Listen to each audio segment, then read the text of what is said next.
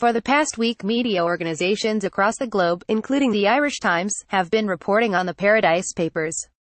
A cache of over 13 million documents obtained from one of the leading firms specializing in offshore legal work. They give an alarming insight into the size and sophistication of the parallel global financial system that has grown up around a small number of tax havens.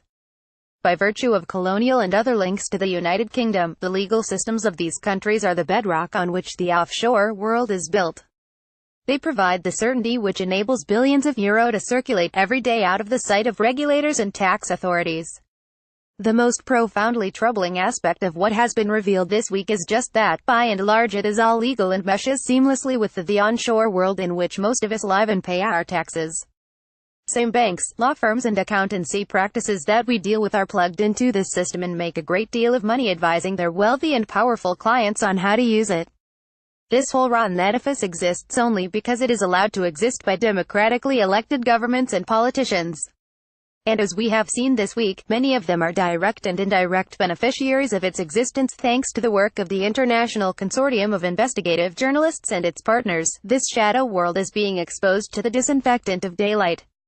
The stories that have gone around the globe will only feed the inchoate anger and disenchantment that is being seized upon by populist politicians of every stripe. It may not amount to the death rattle of late-stage capitalism that some may hope for, but it will serve as a wake-up call, if one is needed, to more moderate politicians that more urgent action is needed. They will point, as Tasha Leovaradkar did on Tuesday, to the work done by the OECD to rein in the worst excesses of multinationals in this regard. And there is much merit in the argument that change will only come about as a result of such painstaking international efforts. But, when we are reminded, as we were this week, of the nature and consequences of what goes on beyond the scrutiny and reach of national authorities, the OECD's main role in all of this seems to be to provide a fig leaf for governments unwilling to put the offshore genie back in the bottle. Ireland is a case in point.